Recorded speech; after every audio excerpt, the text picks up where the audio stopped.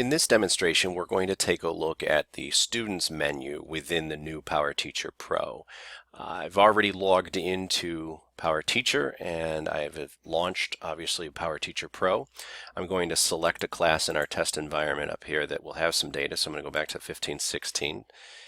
And now I'm going to switch over to the Student menu in the left-hand margin.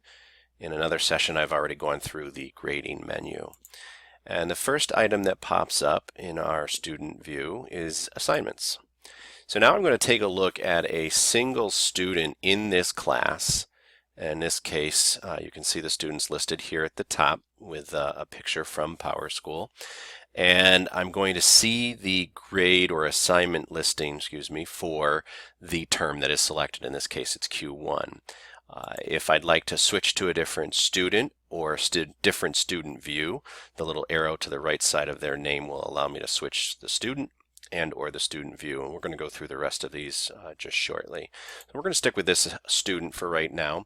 You can see below the name, I'm looking at just this term's course grades. Here is the course, here is the grade, here is the overall percent, and then I can see absent, tardy, missing, late. A quick snapshot of some information right there. As I scroll down, you will see the assignments that have been assigned, obviously for that class, for that student, for this term. And I can see the detail like the category, the name, the score that that student received, any notifications like missing or late or absent. Those symbols will show up below the grade as well as any comments that were left by the teacher. You can also see the due date listed here, and then any of the standards, if they were attached to that assignment, you can see a quick little pop-up here for the assignment standards. So in this assignment, subtraction 2, digit number 82, the teacher attached 1, 2, 3, 4, 5 standards and assigned a score or some symbol or flag for those standards. And that will all play out in looking at overall standards, and we'll see a little bit of that snapshot as we progress through this. But that is the assignment view under the student view. And now we're going to go to the standards progress tab.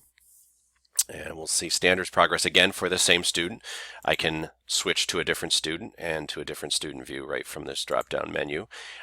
Again, this is this student for this term.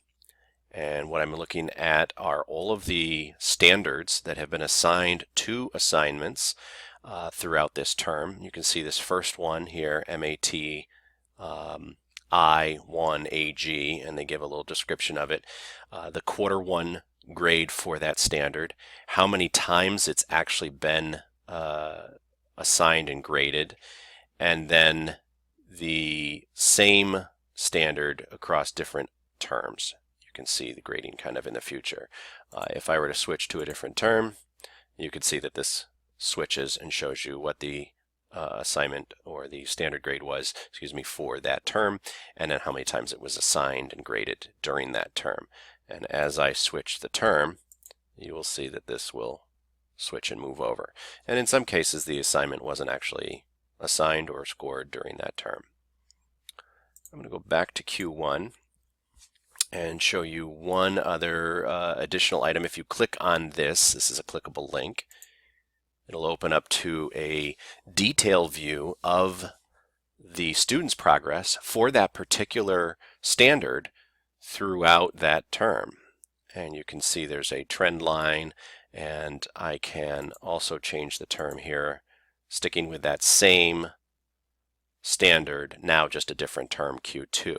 And if I want and see progress over all time, all Y long or all year long for this standard, I can see the whole year at a glimpse, and I can see where the student has kind of progressed throughout the year. This is great information to show or talk about at meetings that you're having with other teachers and colleagues to talk about standards and how the students are doing. You can see the details of the actual scored assignments and the grade for that down below the graph, but the graph is a nice little interface. And if we want to switch to a different standard, we can quickly just switch. Again, this drop down will allow us to drop down and see those different standards for the term that we've set, along with a greater detail down below of how they got there. And We can go right back to standards progress for that entire student. And you can see I can scroll down and it will propagate as I scroll to the more standards that we have imported in there. So that is the standards progress. There's a lot there. Again, it does depend on the student and the term, what you're looking at, and you can quickly switch to different students through this little drop down. Otherwise, we're going to come back out here and take a look at the comment log. We're still sticking with the same student.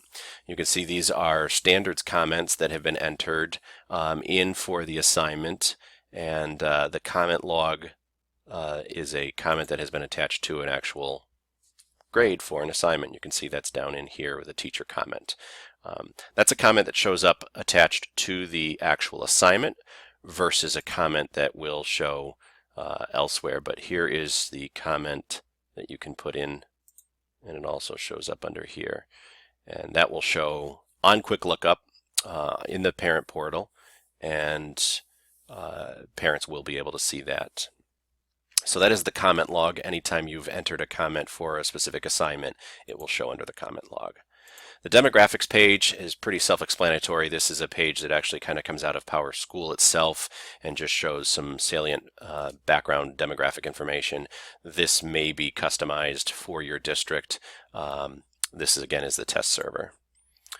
Moving down to Quick Lookup Traditional, this is your Quick Lookup screen, which actually comes again from PowerSchool and is populated in the teacher portal and also in the new PowerTeacher Pro, so you can see the students' Quick Lookup.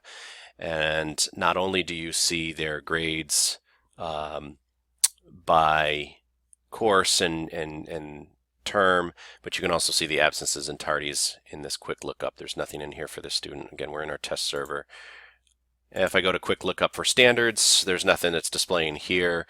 This may not be set up for this term, but if we go to the 15-16 year term, this is kind of what you can see in the Quick Lookup. Again, this also generates from PowerSchool, and if it's turned on for the parents in the portal, they could see this as well.